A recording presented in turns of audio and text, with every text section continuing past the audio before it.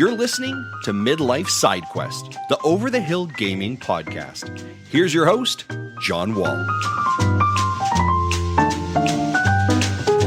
It's August 7th, 2026, and welcome to episode 194 of Midlife Side Quest, the Over the Hill video game podcast. I'm your host, John Wall, and every Thursday morning I bring you 15 minutes of video game impressions, industry news, and tales of a Gen X geek. Thank you for tuning into the program. Today on this week's show, I'm going to be talking about the Backrooms, including the movie, the video games, and of course the lore. As always, though, let's kick things off with a look at the news. Xbox's disc-to-digital feature could be coming as soon as this month, according to leaked document. Today's headline comes from Chris Scullion at VGC. Last month, it was reported that Xbox was working on a feature codenamed Disc-to-Digital, which was being tried out by internal testers. The feature lets players insert a compatible Xbox disc and receive a digital license for it, essentially turning it into a digital version that acts as if it had been bought on the Xbox store, and therefore no longer needs to have the disc in the drive. Now, The Verge reports that it's received a document recently sent to developers, which suggests the feature will be rolling out soon. According to the publication, the report says a public beta for the program was supposed to take place in July before rolling out for general availability in August. The plan was reportedly to test the program with Xbox insiders last month, but this was delayed. It's not clear whether the August target for the full rollout is still the plan or whether it too has been delayed, but it does appear that the feature should be expected in the coming weeks or months rather than in 2027, for example. So, the future of Xbox is obviously still very uncertain, and anything could happen in the next year or so, but I do think this is a really nice feature, especially if we're going to be headed towards an all digital future. What I'm very curious to see is if Xbox 360 games work with this program. You haven't been able to purchase, for instance, the Left 4 Dead games on the Xbox store in a while now, and I would love to be able to transfer my disc copies over to digital.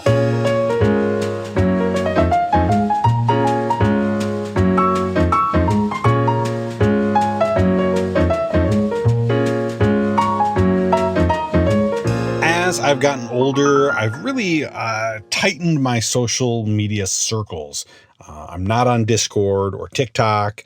I never look at Reddit, rarely open Instagram. So whatever the kids are into these days, it takes me a while to hear about it, if I hear about it at all.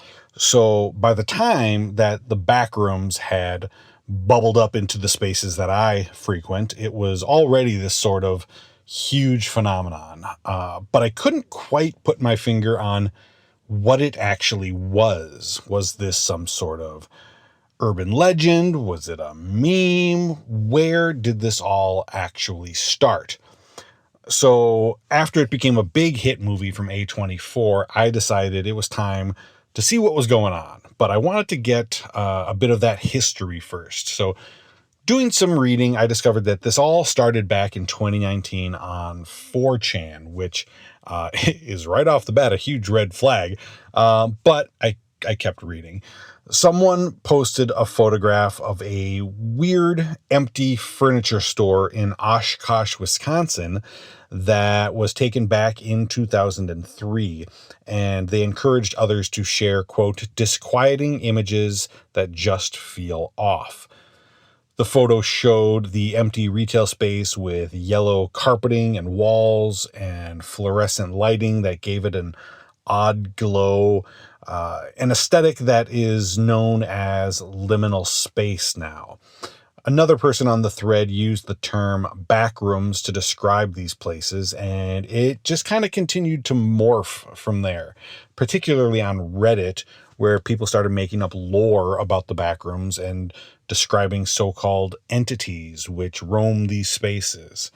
It continued to grow and expand on other platforms like YouTube and Twitter.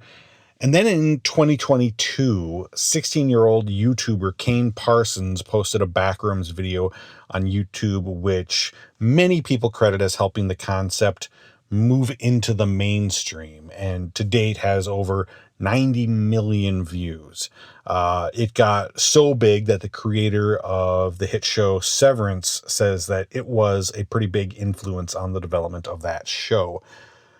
So the origin of the Backrooms doesn't seem to belong to one particular person. It was a collective creation born in internet subreddits and boards that kind of evolved over time. But it does seem safe to say that Kane Parsons is the one who took the ball and ran with it the furthest. So when A24 announced that they were adapting the idea into a feature film, they signed Parsons on to direct it. And when it hit theaters in May, its record-breaking success proved that The Backrooms was huge. The film, which cost less than $10 million to make, has grossed nearly $400 million so far. All from a weird little photo posted on 4chan. It's crazy. So what I liked about the movie is that they didn't try to overly explain things like Hollywood adaptations can often do. What makes things like this so interesting, whether it's Backrooms or Slender Man or Exit 8, is the mystery. It's not knowing what's really going on or why. Characters might theorize what they think is happening in the movie, but they truly have no idea. In the film, Chiwetel Ejiofor, oh man, I butchered his name. I'm so sorry. He stars as Clark, the owner of a furniture store. He's down on his luck, business is bad, and his relationship with his wife has fallen apart. One night while he's sleeping at the store because he's been kicked out of his house, he notices a sliver of light that seems to be coming from a wall in the basement. When he looks closer, he falls right through the solid wall and into the back rooms. Inside is a seemingly endless labyrinth of rooms and hallways, a space so large that it seems impossible that it could exist underneath this furniture shop. The rooms are, for the most part, empty, except for a few objects here and there, placed in such a way that it's just not quite right. A bunch of chairs piled in the center of the room, but some of them are stuck together, or an item that's kind of halfway sunk into the floor itself. It's like the space has glitched out, or it's trying to place objects in the room but doesn't quite know how they're supposed to work. There's definitely a parallel to generative AI and how it tries to recreate something but doesn't have the knowledge to know how things should actually work.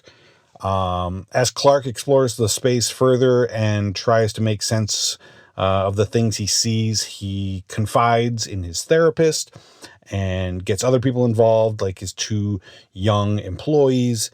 And as they explore deeper, things get more bizarre and more dangerous. I think a concept this abstract and weird wouldn't work as well if you didn't have a really talented lead actor who does a great job of portraying a man being pulled further and further into madness.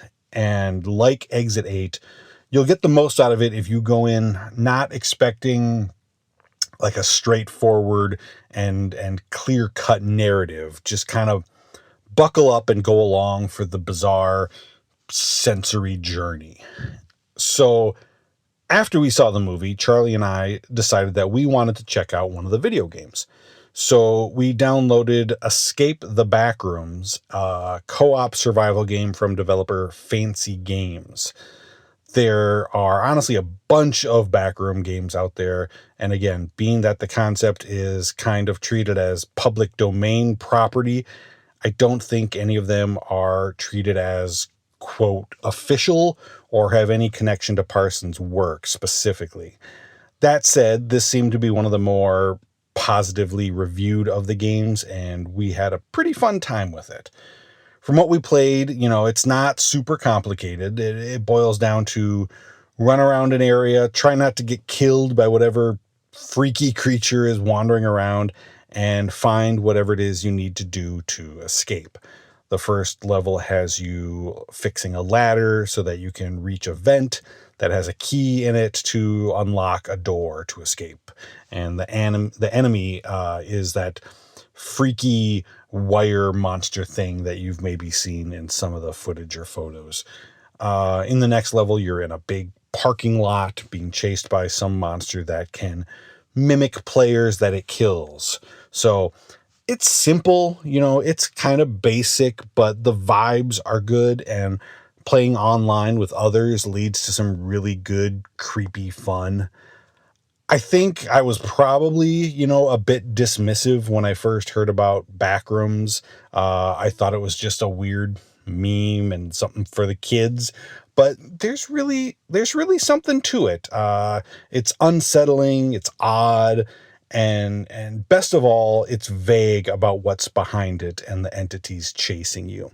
I think the movie is definitely worth a watch, and if you're really into it, maybe check out one of the games too.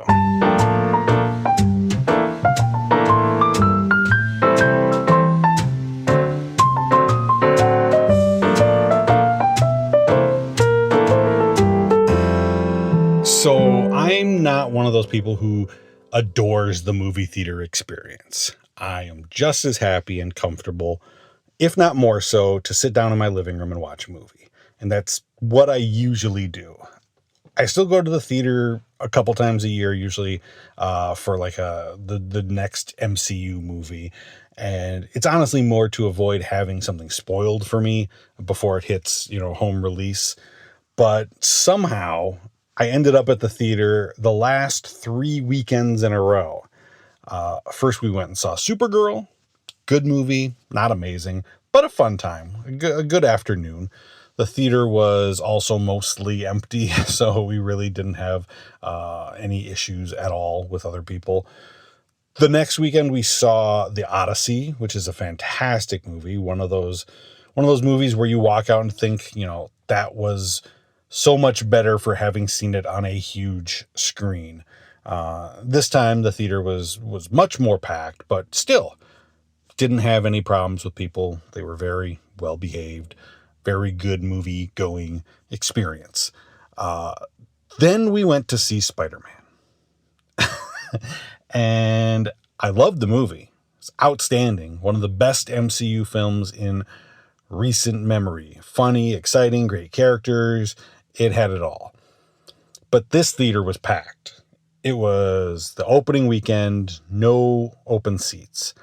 And somehow we ended up right in the center of the Triforce of stupidity. Right behind us were a group of teenagers who decided to talk through about the first quarter of the movie, oblivious to the people who were shushing them from all around the room. I hate people like this. They should be hung upside down by their toes outside of the theater and stoned. But that was only the beginning. To the right of us was somebody who must have filled up before the movie with a jumbo Chicago-style chili dog, because the sounds and smells emanating from this individual were unfathomable. It was like someone had snuck a corpse into the theater. But worst of all was the person directly to me on my left. This is one of those nice theaters with the power reclining seats, so as we're sitting there, his seat moves back, and I hear the low hum of the footrest raising into the air, and his legs go up, where I see right next to me his bare feet, shoeless, sockless, 10 disgusting, nubby little toes staring me right in the eye. Who does this? Who behaves this way? And when the lights went out and the movie started, I couldn't see them anymore, but that almost made it worse. I couldn't see what they were doing.